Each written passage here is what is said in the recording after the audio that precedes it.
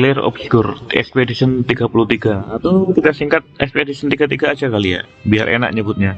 Game ini dirilis pada 20 April 2025 kemarin. Yang game ini sebenarnya hampir sudah sebulan lebih ya game ini dirilis. Namun sampai sekarang saya masih belum menyentuh game ini sama sekali.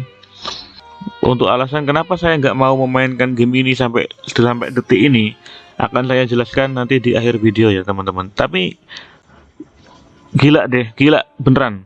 Ketika pertama kali game ini rilis, semua timeline sosial media saya, Facebook, Twitter atau X, bahkan sampai YouTube itu semuanya pada ngebahas game ginian guys.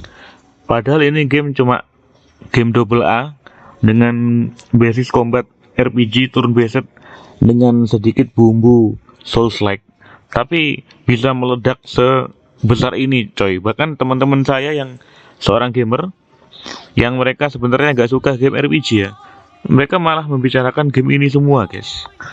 Sebagai fans dari game RPG, tentu saja ini game nggak mustahil untuk saya lewatkan ya. Tapi jujur sampai hari ini saya masih ogah gitu mainin game ini. Dan itu nanti akan saya jelaskan di akhir video ya teman-teman. Karena pertama saya ingin menguji performa Asus ROG Ally Z1 Extreme untuk game ini. Apakah kira-kira Asus ROG Ally Z1 Extreme mampu memainkan game ini di TDP 15?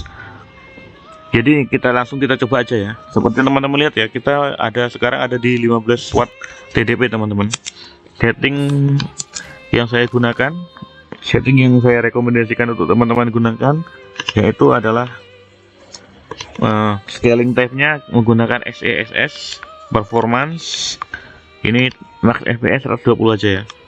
Facing disable aja, display full screen, resolusi 720p aja ya, karena 15 watt kayaknya cukup berat deh. Terakhir kali itu saya main beberapa menit itu agak berat sih. Saya dipakai resolusi 900p itu udah agak sedikit ngos-ngosan di 15 watt ya. Kemudian motion blur disable, kita biarin aja ya, defaultnya disable. Low yang kita pakai medium cuma tekstur sama visual effect aja guys, dan juga shading. Oke ya, yuk kita mainin gamenya guys. Kita lihat bagaimana performa saya di game ini di 15 watt. Di 15 watt cuma dapat 30-an fps yang menurut di 15 watt cuma dapat 30-an fps yang menurut saya sudah lebih dari cukup untuk game turn based RPG ya.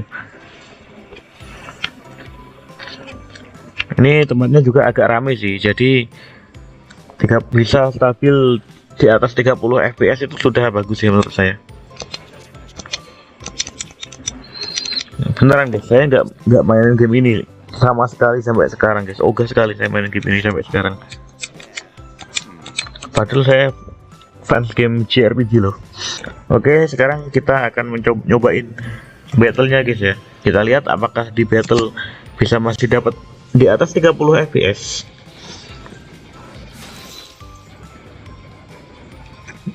Attack.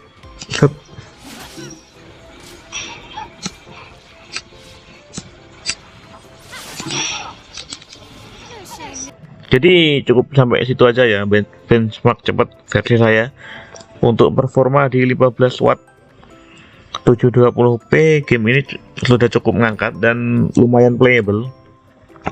Jadi buat teman-teman yang nanti ingin memainkan game ini dan menghemat baterai, saya rasa bakal cukup puas karena dengan 15 watt aja bisa dapat fps 30 atau sekitar 1,5 jam gameplay lah di ROG Ally.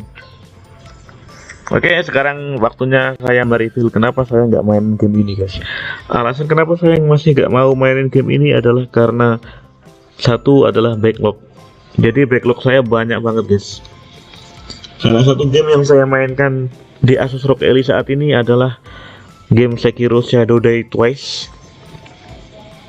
Saya masih belum tamat main game itu ya, dan masih ingin fokus dulu namatin game itu, karena kalau misalnya saya sehari aja libur gitu main game itu dan main game lain, malah jadinya akan kacau gitu. termasuk game ini juga. Karena saya jujur ingin memainkan game ini dengan fokus penuh guys. Saya nggak mau memainkan game ini hanya sebagai selingan atau sebagai ya cuma filler aja gitu. Jadi ketika saya akan memainkan game ini, saya akan fokus memainkan game ini aja dari awal sampai tamat gitu. Makanya saya masih tidak mau untuk memainkan game ini sampai sekarang. Jadi cukup sampai situ aja video kali ini. Semoga teman-teman cukup terhibur dengan videonya. Dan jangan lupa bantu saya dengan like dan subscribe video ini bila teman-teman merasa suka dengan videonya. Sampai ketemu lagi di video selanjutnya. Bye bye.